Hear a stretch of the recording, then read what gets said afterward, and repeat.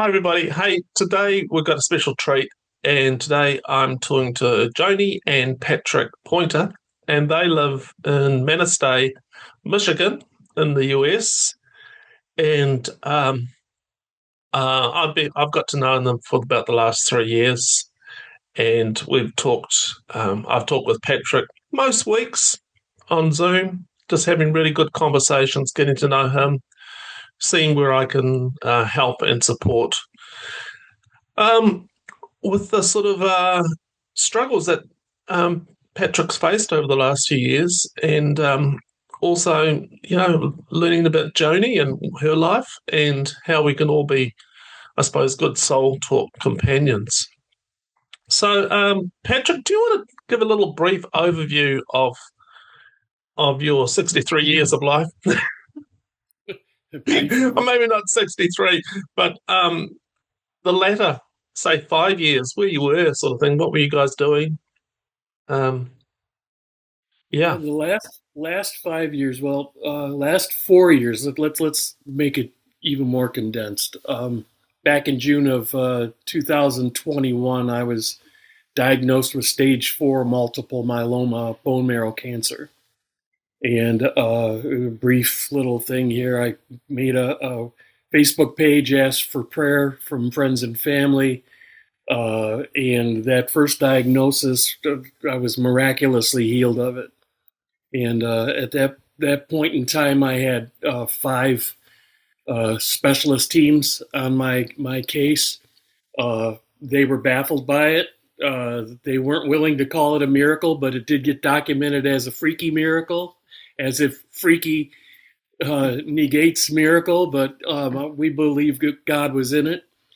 I've had many physical challenges since then, and a number of other diagnoses of cancer, different forms of cancer, also that two other ones I was miraculously healed of. But in March of 2023, I was diagnosed with the rarest form of non-Hodgkin's lymphoma, and yeah, uh, that was 2 months after resigning my position as full-time pastor, and Joanie was our worship leader for the church. And my family came alongside of me and said, "Dad, you need to take care of yourself. yeah, You've been pastoring and shepherding these people for 21 years, wow, and yeah, it's time you take care of yourself." Hardest decision that I ever had to yeah, make. Didn't really want to make it, but at the same time, I would have to say I was struggling spiritually. I knew something hmm, was wrong physically. I knew there was something wrong prior to the first cancer diagnoses. But by then, I think that's when I reached out to you. yeah, Or I yeah, should say, I found you on the internet, and um, it was a real desperate time of my life. I was very sick and did not think that I was going to see Christmas in 2021 and then again in yeah. 2022. And so we met, I think, mid-December in 2022 is when Is you that and I right? met. I think you were still pastoring at that I was. stage. Hmm. Yes, yeah. Yes. I, Yeah. I, being a pastor myself, I couldn't believe that you were in a church and you were having to shovel the snow out so your parishioners could get to the church. It's like so. Oh my goodness, what an environment! Yeah, you guys in New Zealand just have to shovel sand, right, when the wind blows up.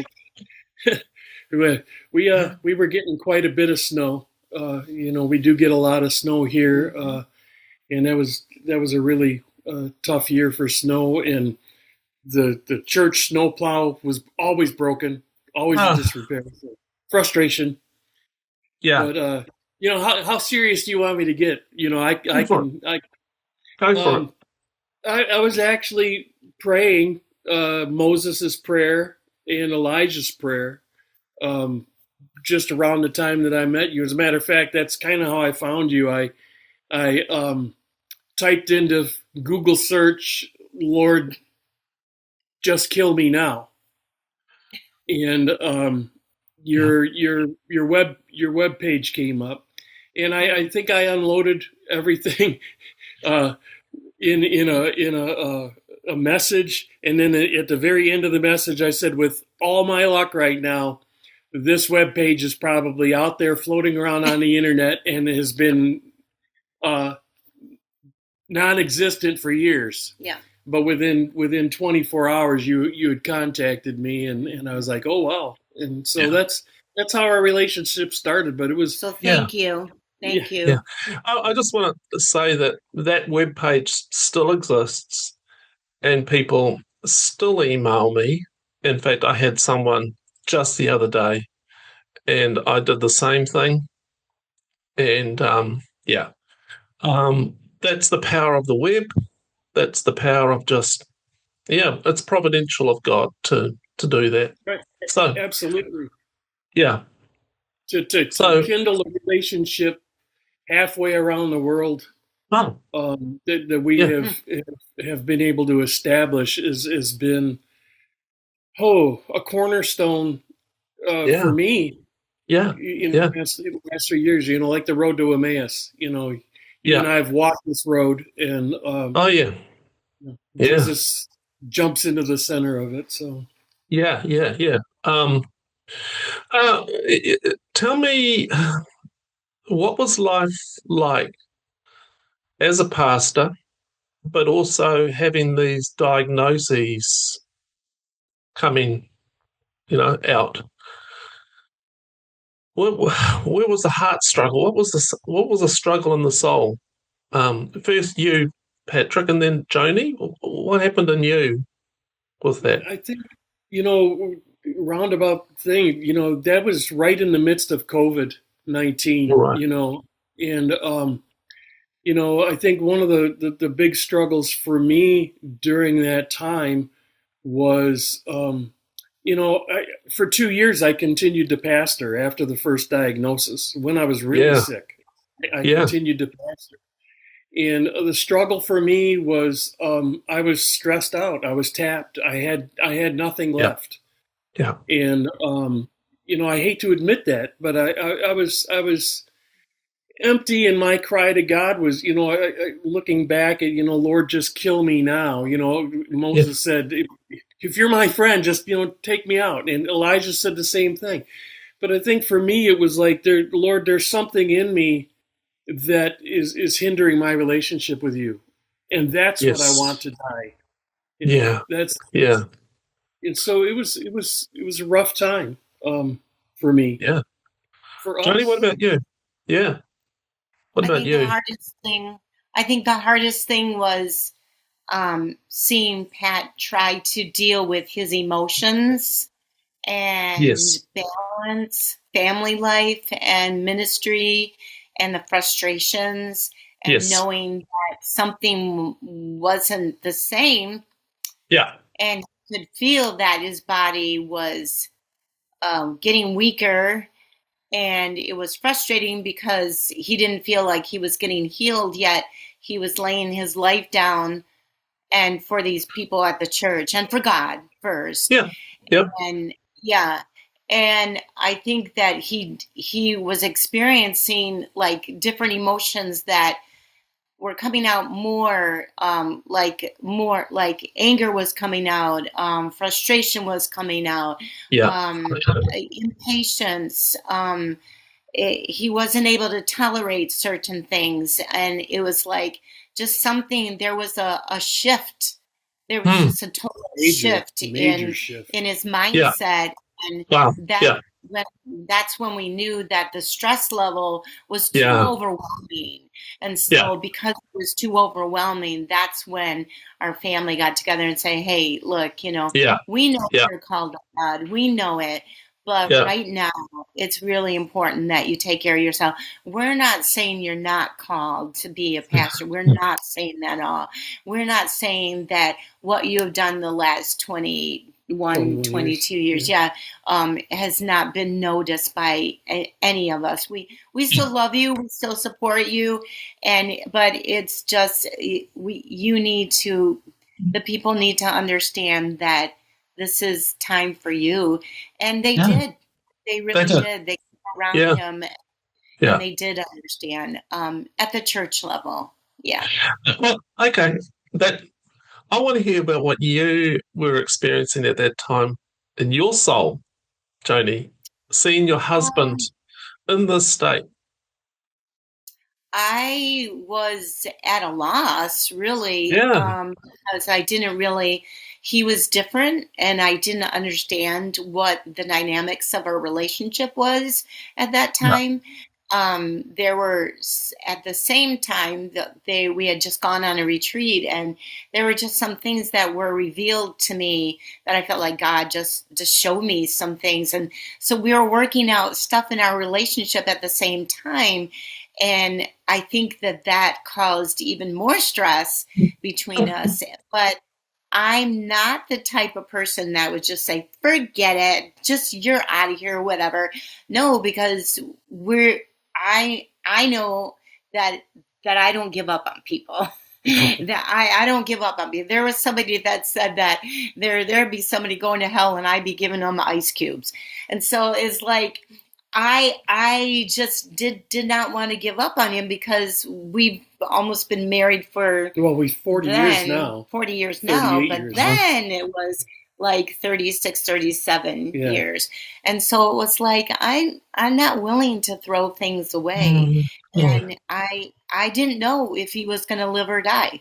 And I said, God, whatever your will is, so be it. But I don't want him to die. I want him to live. I want So, him to live, and I want healing. There was so much. It was almost as if there was a lot going on between us, and there was a lot financially, there was a lot communication wise, We had and family we living had with us. at that time we had we had Yeah. our family living with us. And then but that I didn't feel that was a real huge strain as much as you No, felt. no, I'm just But saying I that was part didn't. of the dynamic. Right, but I yeah, still think that it was something that was already there before the diagnosis and stuff. yeah, yeah. Now, I want to say something too. Is that I have listened to some of your music, Joni, Yeah. and I want everybody to know that Joni Pointer is an incredible musician, writes amazing music, and I would like to have her play sometime on something out there so people can enjoy it. Um, uh, how was your faith relationship um, in that time? Was it like, where are you, God? What's happening? It No. wasn't. Right. When so because so what I do is pour out my heart before God. I Yeah. always relate to like Hannah and how she just poured out her heart to the Lord. And I have a favorite Yeah. scripture, which is Psalm 68, verse 2. It sounds like the one in Proverbs, but it isn't. It's trust in the Lord at all times, ye people. Pour out your heart to Mm. him, for God is a refuge unto us, Selah. And I always look at that Yeah. as if you're going to trust someone, if you're going to pour out your heart, you got to trust them. And so for some reason, I've always said, God, you're faithful. God, that if anybody knows me, that's what I say. God, you are faithful. You are true. And so I'm able to just trust him to pour out my heart to him. And sometimes it's like, I don't like this. God, I don't like this. If he's going to die, just take him. But if not, just heal him. And Yeah. I never lost my faith. But when I poured out my heart, I knew that I could have a safe place. And Yeah. then I could have that peace, which is take a moment, take a breath, in that Selah. But there was this real incredible time when Pat was going through these emotions, which he didn't really understand. And that was the hardest thing. And he was over at one side of the room, and I've shared this with you. Right. And I was at the Yeah, other yeah. side, and I said, Jesus, I can't take this. I don't know what to do. And Yeah. I felt like I imagined Jesus right in the middle of us. And he was taking everything that Pat was saying, because he didn't have anyone to say, to talk to really before you. Yeah.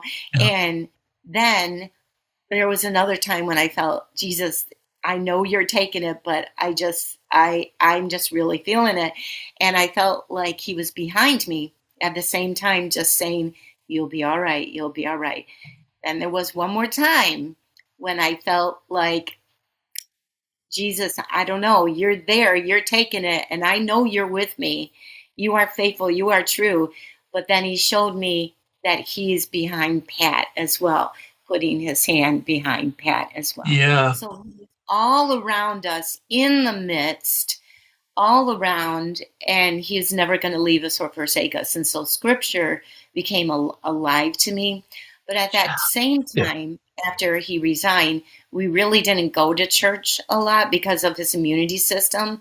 But I feel like that was like I'm not saying don't go to church, but I'm saying that God used that time for healing, refreshing, and renewing. Mm-hmm. Absolutely. We never lost sight of him. We never lost our faith. Now, there were times when he questioned, but it was like, I think that he never really lost. I never think you lost never my lost faith, your no. faith. I just think you didn't.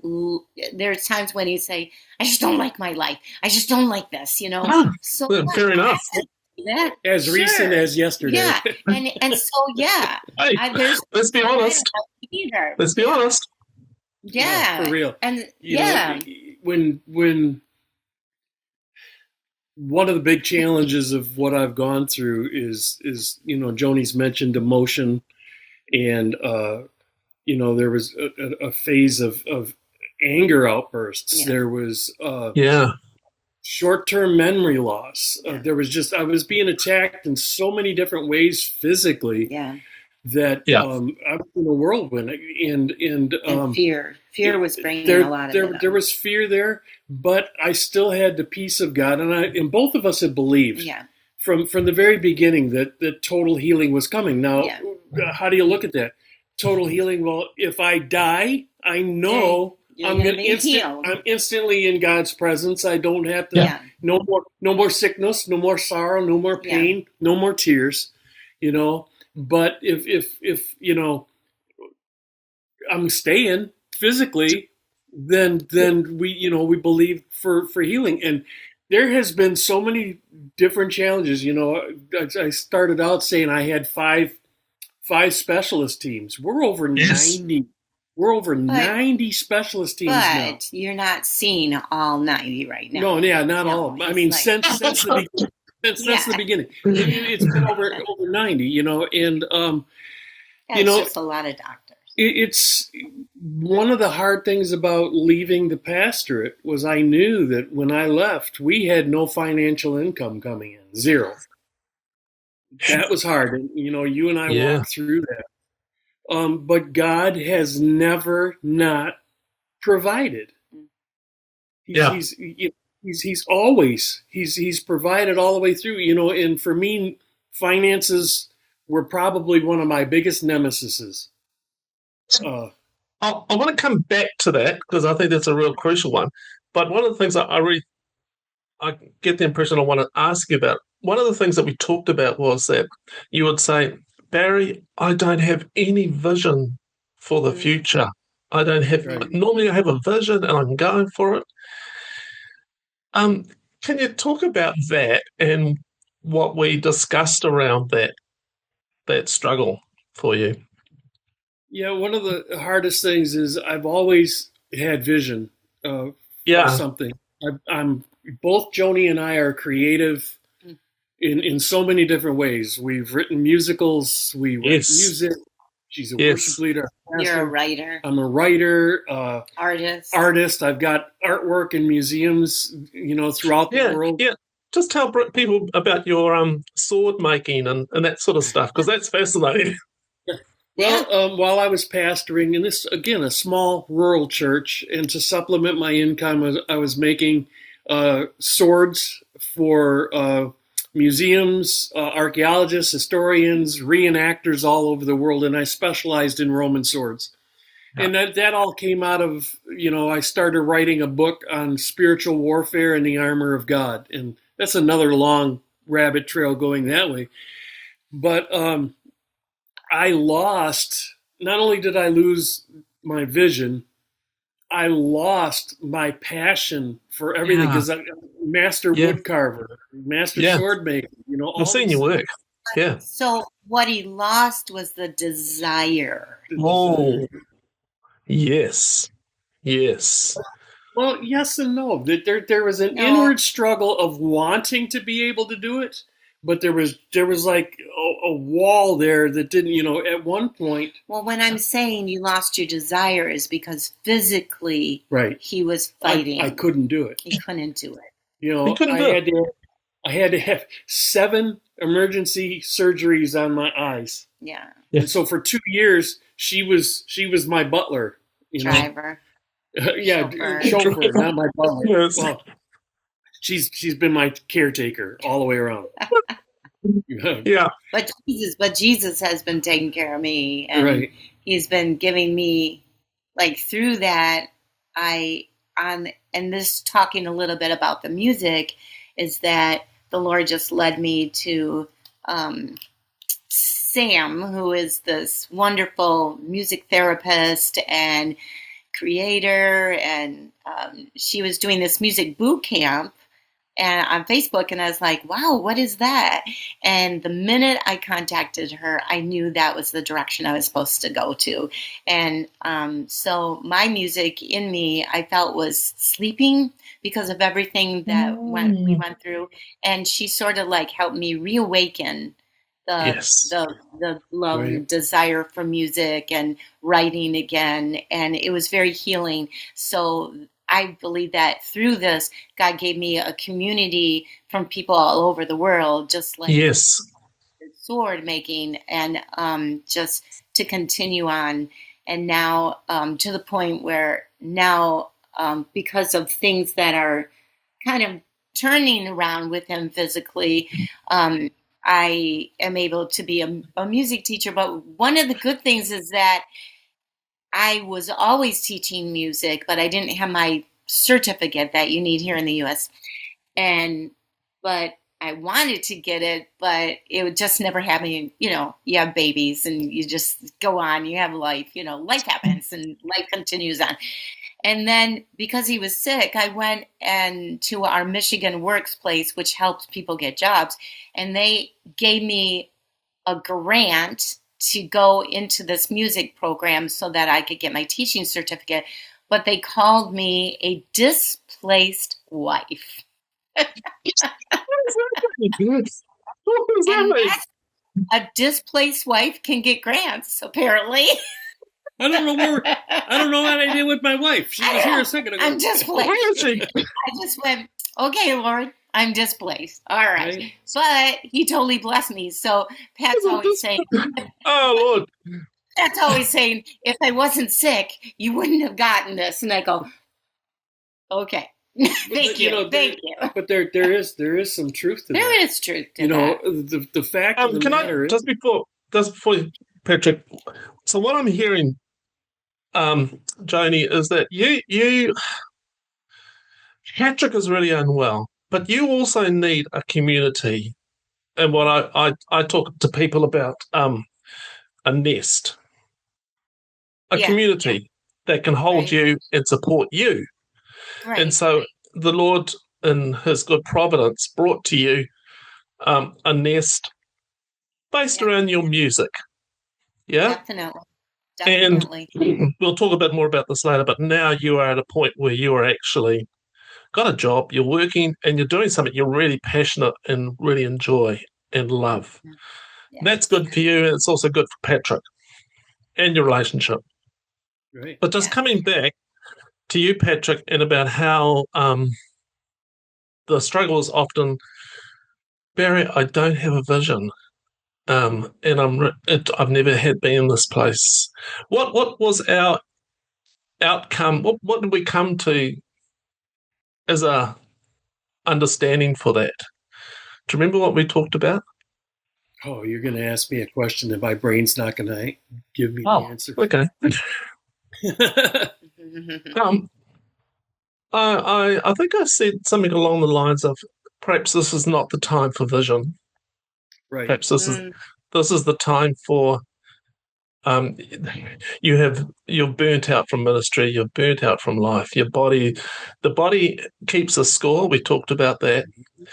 and that this is a time for not for vision, but for vision now, restoration, Right. healing.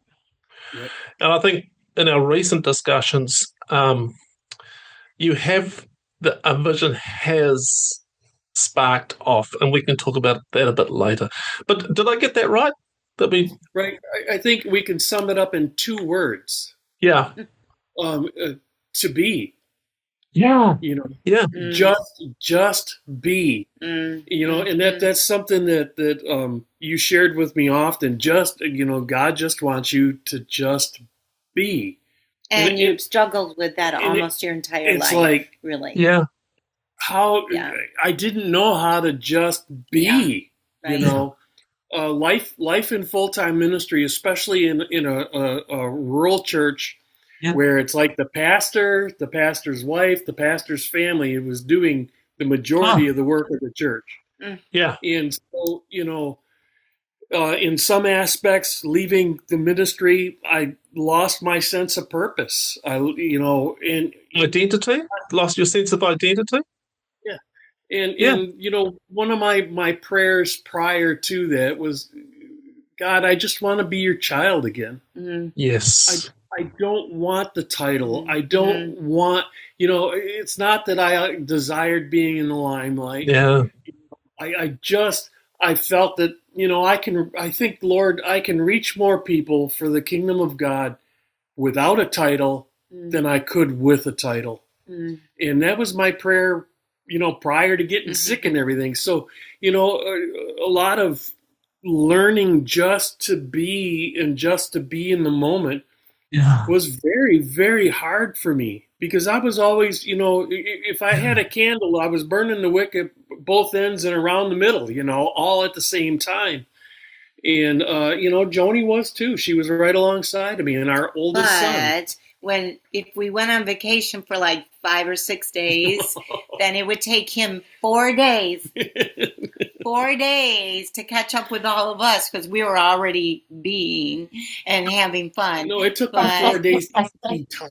It would take him 4 days to detox, right? To learn to be and then have fun. Yeah. So they always threaten me, if we're going to go on vacation, we're going 4 days early. Yeah, you're going 4 I'm days going 4 days early so I can detox. We'll catch up. But yeah. I think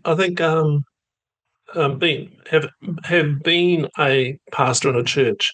Yeah, you're always on the go. There's always things to do. It's always busy. Honore Nguyen, he says, being is more important than doing. The heart is more important than the mind. And doing things together is more important than doing things by yourself. I think it's something like that. But there's a sense that out of our being comes the doing. Question: how is your ability to just be now, Patrick? It's interesting still being within the physical and medical issues that I deal with. When I first was diagnosed with the cancer, as a love gift to Joanie, I thought, I need to make the curb appearance of our house better in case we had to sell the house and move closer to the university. And or if I died, then she would, if she had to sell the house, it would make it easier to sell. And so I started on the university being where you got your treatments. Right, and that's 5 hours away. And some weeks we were the hospital. We were back and forth 2 to 3 times a week at times. Yeah, that was very straining. And because it's a 10-hour round trip. But we always had fun in the car singing or listening to Barry. Right. But so you asked me how being, I found that physically, and it's odd, I'm much better on my hands and knees than I am sitting, standing, or laying down. I'm in less pain on my hands and knees. And I started doing the gardening, and it started out as one garden bed, and then another, and then another, and then another, to the place where I think I'm right around 34 garden beds now. If we Yeah. bring it in, if we bring it into sections of what we did. Yeah. But the hands in these things is working on your garden, and also God bring you to a place of prayer, brother. Well, for sure, and I've got a little Bluetooth speaker out there that I would Cool. keep and listen to worship music and music that I love, some classical music and such. But I found that being out in the garden was physically challenging. Yes. It was also mentally challenging to allow myself to be, and and to find that place of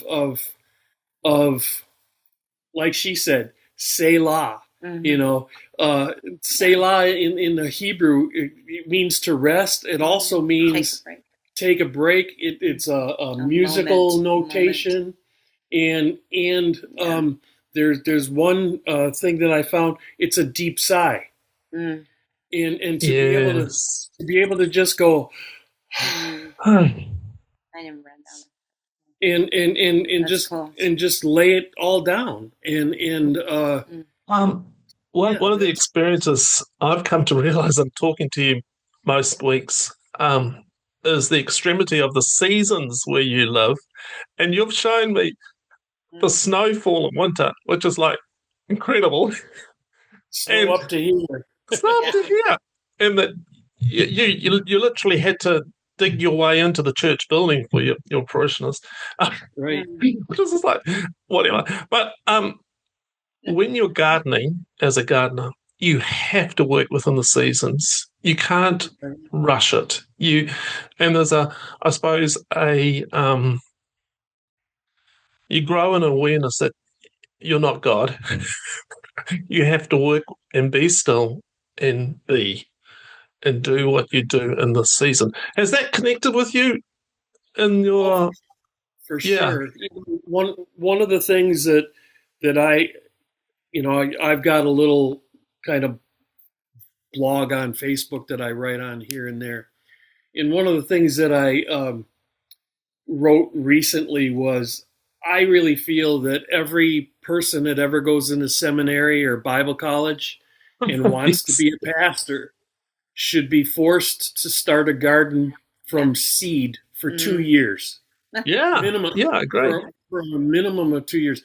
I think I learned more in the last 2 years, and I've always gardened, but I've learned more in the last 2 years, not just about gardening, but about life, about ministry, about dealing with people. And, I really feel that it would be beneficial for anybody that wants to go into the ministry full time. It would be a huge benefit for anybody, because God's going to teach you an awful lot of things, and you'll get a lot of sermons. Yeah.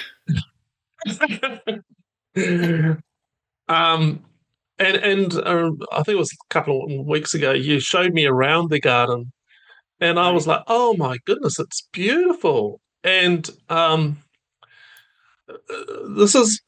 your garden is becoming a place of provision for you, not just an enjoyment of colour and beauty and therapy for yourself, but it's also you're planning to make it a kind of a provision for your community and for people who want to buy flowers. Do you want to tell us a little bit about the flower project that you're planning? If everything goes right, I will be opening my flower stand sometime later this week. It's called Love Gift Flowers. After the fact that all of the gardening and putting into the property, in my love for Joanie and her love for flowers, I can't take her to a nursery anymore, to a flower nursery, because she'll say, "Oh, I really love that one," and then I'm thinking, okay, where can I fit that flower in the backyard? Oh yeah. And can I grow that one from seed in the house? So, we talk about vision, and God said to Moses, "Hey, what's in your hand, Moses?" He goes, "Oh, it's Yeah. Yeah. just a stick." And I Just a think, stick. walking through, it's just a stick to him. But and a basketball is a basketball unless it's in the hand of Kobe Bryant or Michael Jordan or somebody like that. And I think God is given me the opportunity to. I started looking into growing dahlias. And you talk about dahlia growing is not for the faint at heart. Those flowers are demanding. Yes. I mean, they demand. And there's one flower called the diva, and those flowers are divas. They demand blood, sweat, tears out of you to get along. So, Hold on, just before you go anymore, are you going to grow a propagator flower and call it Joanie? Yes. I'm looking. Yes, he is. Yes. Yes. I do have some out there that are named that have my family's names on them, but I haven't been able to find one already propagated. Yeah. That's a Joanie dahlia yet. Yes. But and there are some, but it was late in the season before I was able to. It'll probably have some purple in it. Yeah, for sure. For sure. But okay.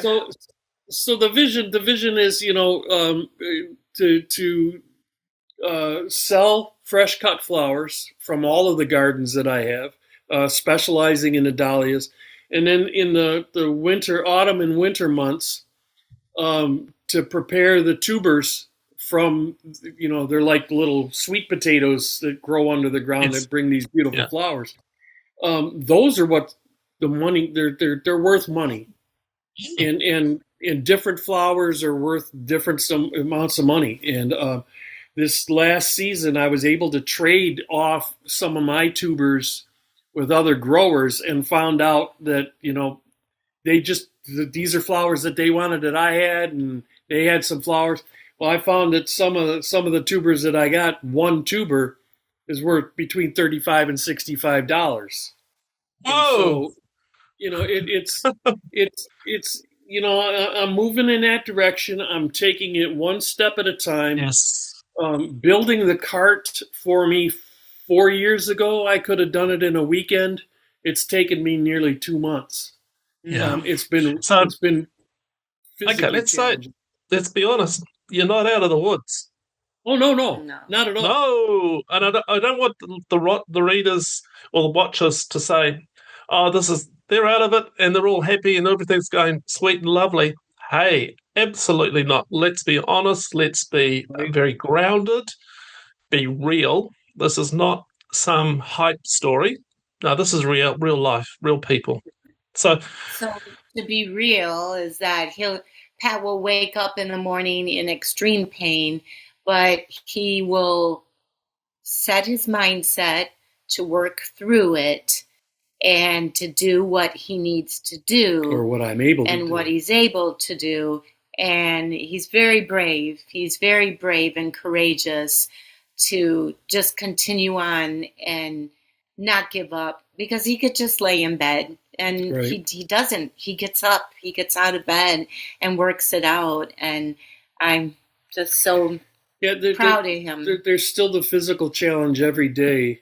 By the way, Patrick, Joanie, I just want to honor you for just saying that. For saying this is my husband. I see him every morning get out of bed and go for it. I just want to thank you for saying that, and I honor you for saying that about Patrick. I think that's a beautiful thing. So health-wise, Patrick, where are you at now? I'm fighting the fight and keeping the faith. Oh, yep. I don't know. Tell what the doctor said last. My oncologist team says that I'm stable with the cancer. The cancer's still in my blood, but there's nothing. There's no evidence. They don't see any evidence that they're concerned about at this point in time for any treatment. Right, is what they say. So they won't say that I'm in remission because they can't see every cell. But they also say that at least we know it's not advancing. So I'm at this, Yeah. I've hit this level of stability with the cancers. Other things going on in my body that are still left hanging out there for different specialist teams scratching their head. What the heck is going on? We still don't know. So every day, it's not just every day is a different day or a different challenge. One day can have its challenges hour by hour. Or Yes. what I'd want to say is he feels his body breaking down in a different way, Right, Oh, okay. in a different area. right. In a different And part there, of the body? In a different part of the body. Okay. correct. Okay. There really hasn't been an organ or a system in my body that hasn't gone through something from the top of my head to the bottoms of my feet and everything in between. Don't say if No. there wasn't any, because we don't want it to Right. happen. Right. Okay? Right, knock on wood. But anyhow, there are times where it's just like a light switch goes off, and I my whole body feels like a leaded shower robe that is just filled with lead and soaked in water. It's just a physical heaviness comes over me, and that's probably the most difficult thing for me to deal with, because my mind keeps saying, "Look, you can do this," and my body's saying, "No, not right now. I can't." And so there's the struggle, mentally as well, with all of the different things that I've been going through. And I couldn't do this without Joanie by my side. And we've had our rough times over the last couple of years. I mean, I'm not going to lie to you. Sickness and cancers and stuff like that can stir up a lot of things. But she's been committed to me. We sort of celebrated our 40th anniversary this year. We didn't really celebrate it. It just was a day that we, for us, hopefully in the near future we can go somewhere. But physically, I can't right now, because it would be like, okay, we're going to go on a 5-day vacation and I'm going to go there and I'm not going to feel well. Right. Why do that? But I do also want to commend you, Pat, for he really encouraged me to go forward in my music, and I knew that deep inside he was like, "Oh, I want to go on this journey with you so bad, but I just don't feel it's mine." And in a way, I felt guilty about it. I had to work that out a lot. Yeah. I would say, "Lord, I feel guilty for being able to move forward when I know he's at a place where he can't right now." Right. And with that little nuts community that I had, I was able to be open and honest and talk with them without having to overburden Pat with any of that, and just really journal to God and say, "I really want to do this, and I know that I can't. That Pat's not supposed to be on this journey with me," and that was tough. But I think in talking with people, particularly sort of like people like in your role, that you've got someone who's actually really quite dependent on what you can give. If you give your whole life, if you gave your whole and just completely gave yourself over to Pat, it actually wouldn't help him. It may create a lot of dependency issues, whereas actually it's better for you to kind of step away and for Patrick to actually face up to doing those things for himself. Right. And you doing what you're doing as a kind of like, I'm a role model. I will do what I can do, but I actually need to get off my life and what God wants me to do. And you can come along the journey with me, and it's good. And so, Pat, you have often talked to me about just, Joanie's doing this and Joanie's doing that. I just love seeing her play her music. And she, sometimes I've been privileged to listen to some of the songs you've written and played, and it's just like, it's a blessing to me, it's a blessing to Pat, and it's a blessing to you. So, I really want to endorse that. God is not just interested in Patrick's recovery. He's also interested in Joanie's life and vision, and in the marriage there is a joy. And perhaps you could talk about how well, relationally now, where are you at, sort of thing, if you want to. Who's going to go first? Our last name is Pointer.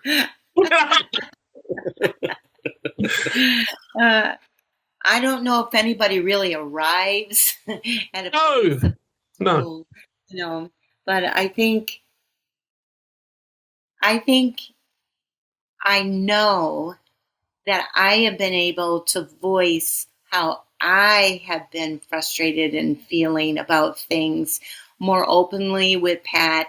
And because I think he's at a place where he can really, his mindset has done a different shift where it's more, it's more stable, even his body's stable, Right. but I think his mind now, and we've had some really, really hard talks. And there's times when he just wanted to get up and walk away, and I go, "Where are you going?" And I go, you gotta give me a chance to say this, because I'm writing it. I know, but I'm writing it through my songs, and that's been a big healing. Right. Yes. And there have been a couple songs that were about him and how I was feeling. And he goes, "Do you have a new song?" And I go, "I don't want to play it for you." And he goes, "What do you mean?" I said, "I'm not playing it for you." And he goes, "But I want to hear it." And I go, "Okay, well, you're the one that asked. Just remember that. You're the one that asked."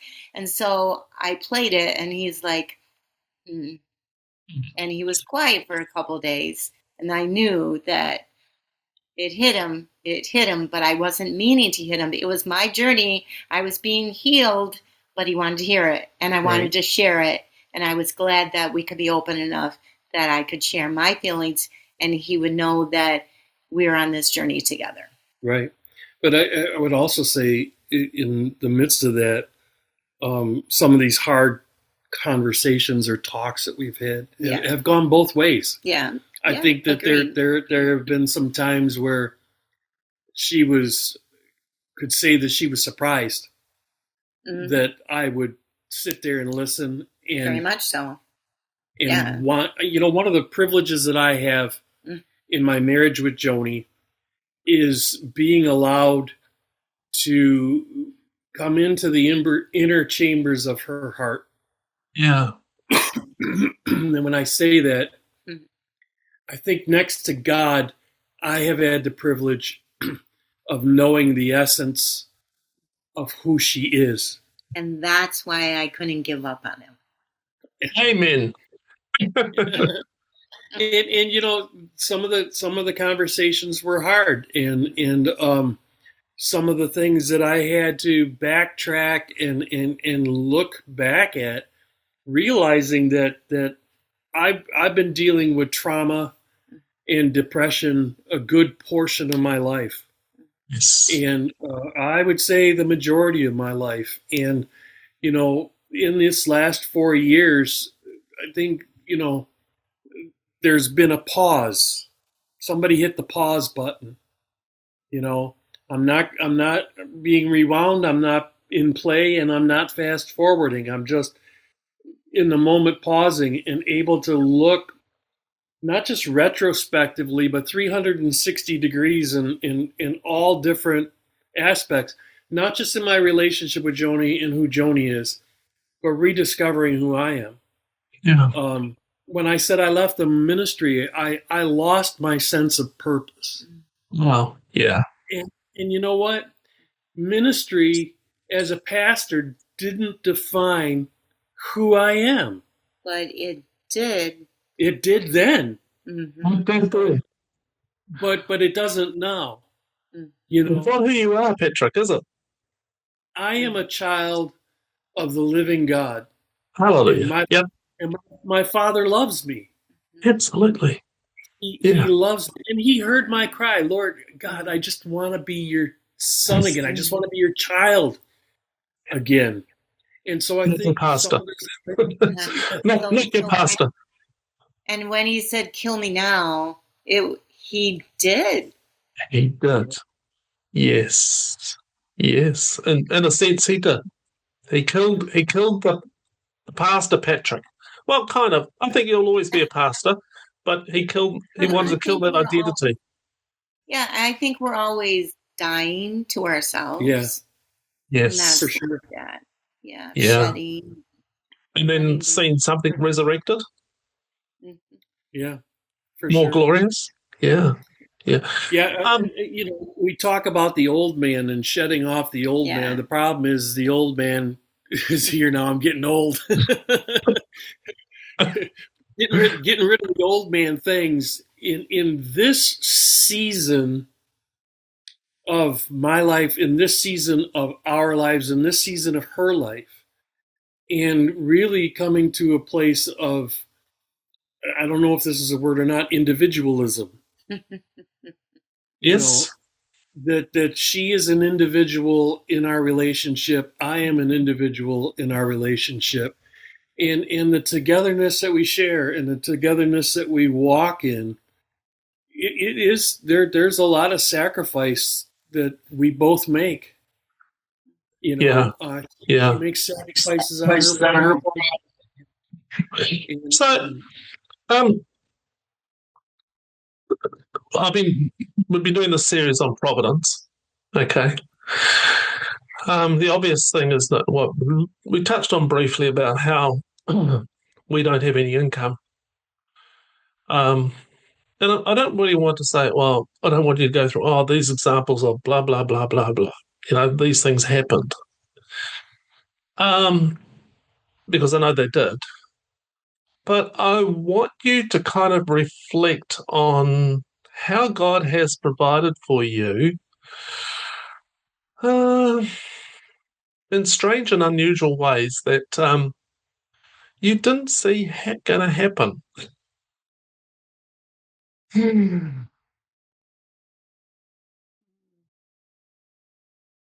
There's so many. Just give us a couple of examples that just not big ones, maybe just absolute little tiny little millimeter ones that were just enough. That manna for the day.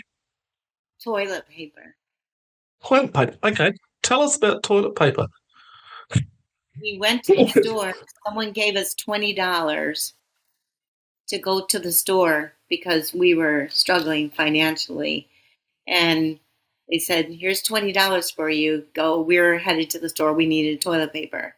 And we got everything, got to the car. We prayed over the $20 bill. And we didn't get toilet paper. So on our way home, we're going, we forgot the toilet paper. We're in the car. We're in the car, and we didn't have toilet paper. And so we went down. We were driving down the expressway, and all of a sudden, Heck goes, what? And he gets off the expressway, and he comes back, and I go, what? And he's driving back. In a real dangerous place of the expressway, to merge on underneath a bridge, and the other main traffic's coming in right there in the little V between the merge exit on-ramp into the freeway is a pack of 24 rolls of toilet paper. And it's the brand that we would use. So if you would, you fell off the back of a truck, huh? Yeah. Flew it out from heaven. Whatever. So that's one of those weird. That's one of them. That is. And then the other one, a lot of times we'd open the mail and we just have a check from somebody. We just not asking. God would just send us a check. Yeah.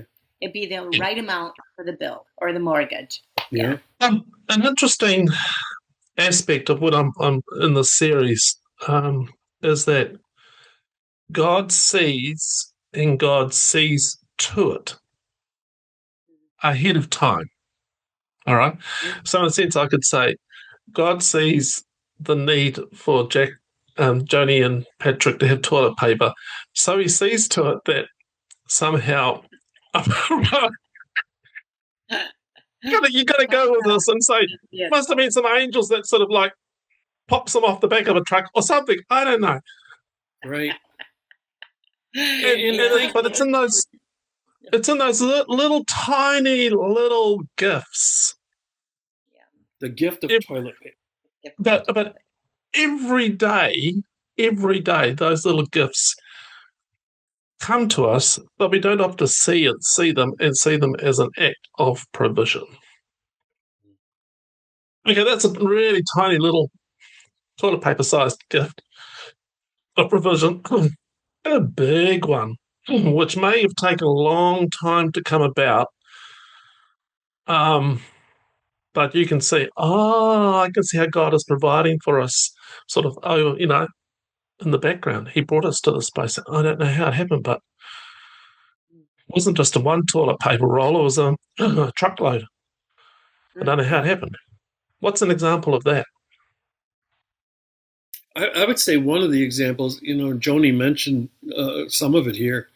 God opened the door for her to be certified as, Yes. and you remember that better than I do. Yeah, there's music theory. Music theory, ultimate music theory.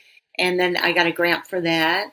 And also my teaching certificate, and just meeting different people, networking to the place where I have this beautiful job now. It's a part-time job, but starts tomorrow. Starts tomorrow, Wow. yeah. And just I can they've had such a bad experience with music teachers in the past for whatever. And I said, not this year. It's going to be great this year. So they're all looking forward and excited. So it's so nice to know that they believe in me as much as I believe in that. Yeah. Yes. Yeah. So, God has been giving Joanie something that she's desired to have all of her life. Yeah.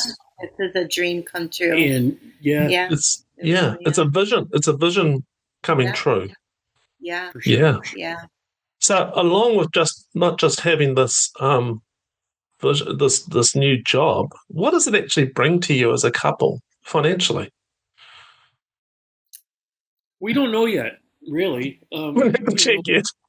No, seriously, because there's in the midst of it all, pulling off some government relief that we had available to us means that we're stepping into this direction where that's not going to be faith. Yeah, it's a faith-filled totally walk. Relying on God more. One thing Joanie says about faith is it's a moment by moment thing. Trust. I say sure is. Trust. Just it's a moment by moment thing. Yeah. And I think more vision is coming. I think there's more vision on the horizon. One of the things, and you had mentioned it, I'm blessed to hear her music fill our house again, and God has done a dynamic in her music, and just almost a totally different style, and a really hard expression. And he's opening doors, and he's just saying, come on, come this way, and I think it's trust. And I believe that Pat is going to one day he's just going to wake up and go, oh, this is the vision. Right. Oh, this is the way, Yeah. I believe God is just going to leave him because he doesn't leave us or forsake us. So I believe that just all of a sudden that he's going to know. He's just going to know. It's okay. And the vision just takes time. It's got to work its way out. We don't have to rush these things. We don't have to do. We just sit. But he's in a process right now of the healing, and absolutely, and his mind is just good. Yeah. Still, there's still some stuff there seriously that. And sometimes is it just old age, getting older or what? But there are some struggles there that I face that are a little frustrating, but you take it in stride and you keep moving forward. No, carry on, Joanie. Carry on. I was going to say, although I don't want to admit this, I think that his dog, Maximus, has been a real blessing to him. Not so much to me, but to Oh. him. Um, and I will admit, I probably do love Maximus, but just because of what he's done for Pat. Yeah. Dog therapy, pet therapy is wonderful. Dog Yeah. therapy. So, Maximus, for everybody, is this beautiful chocolate Labrador who often interrupts our soul talk conversations, wanting treats. But I love him as well. Um, we've been talking for about an hour. Is there anything else that you feel that you'd want to say to people um, about from what you've learned in your journey? So 2 or 3 things. Anything else you'd want them to know?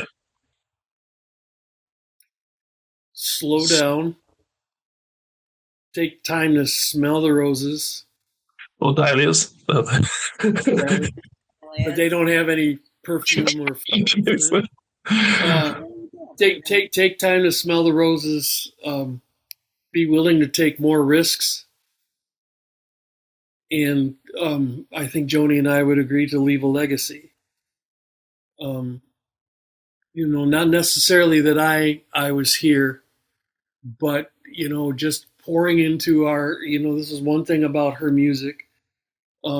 She sat down, and how many songs have you written out now? Over 100. I don't know if I wrote all of those. I think at least 55. That she's putting into book form, so that our kids will have her music, our music, the music we've written, the music she's written, and I think along the way, even with all of the physical struggles that I've been through, I've done what I can to continue to encourage people, Yeah. and all in some aspects go, hey, you could be me. Right?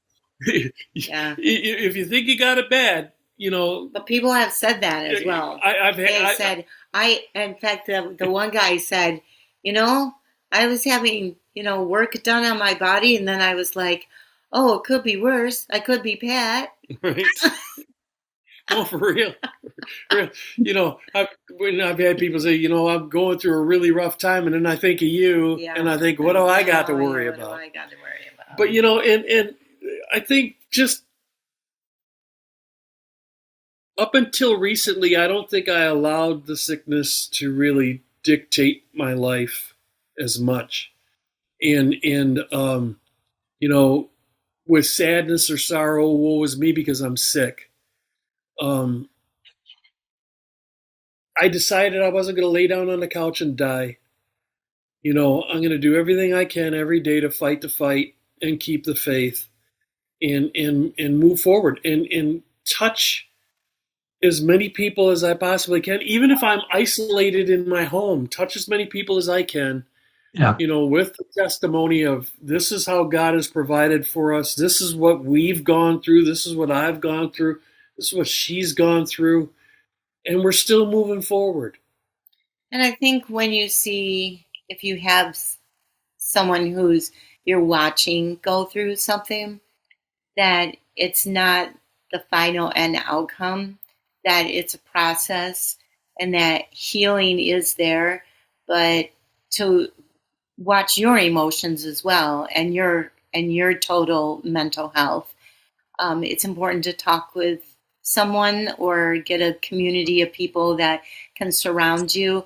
I think family, that it's very important to listen and be attentive to what your family is feeling at the same time, because the kids would come and say some things to me, and it wasn't necessarily a conversation that I had to have with Pat, but it was a conversation that I needed to have with them.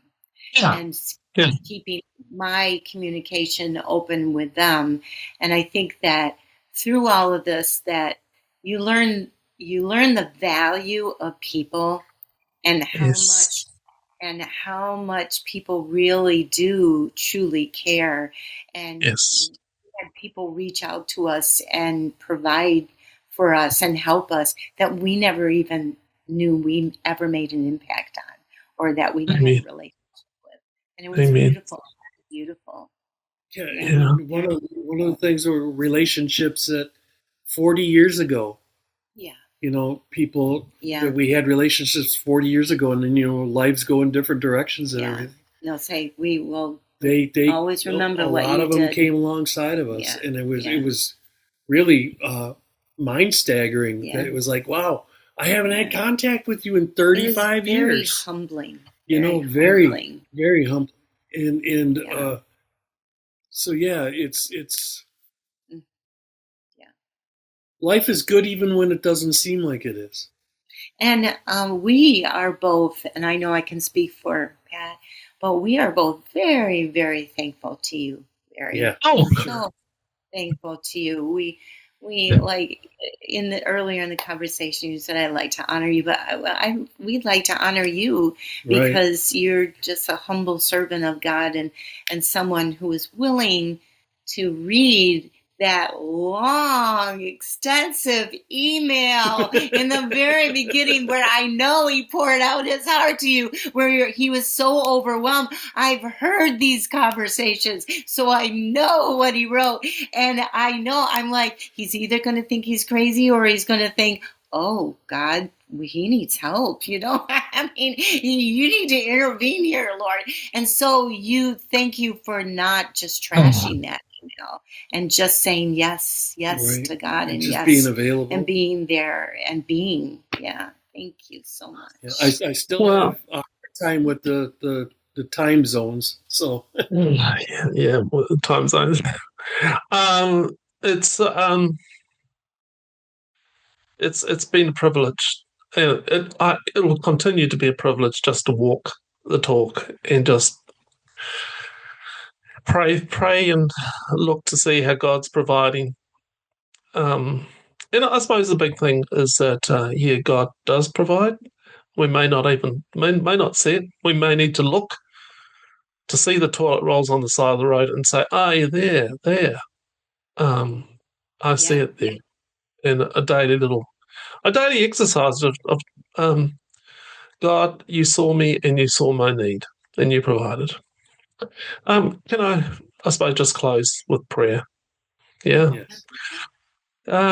God of provision, I thank you. I thank you for bringing Patrick and Joanie into my life and how they've provided such wonderful insights of how you work to me. And I thank you that you have you're working your providential mystery around them and bringing them closer to you. The desire, yes, is to get the body healed and physically well, but the greater desire, the most longing desire, is to know you more and deeper and better. And I thank you that that desire is growing and that the body is growing healthier alongside it. Thank you for your provision in so many abundant ways to Joanie and to Patrick. Amen. Amen. Wonderful, guys. And thank you for being very vulnerable and willing to tell your story to the world. Okay. Thank you so much. Okay. Thanks. Bless you. Thank you. Bye. Bye.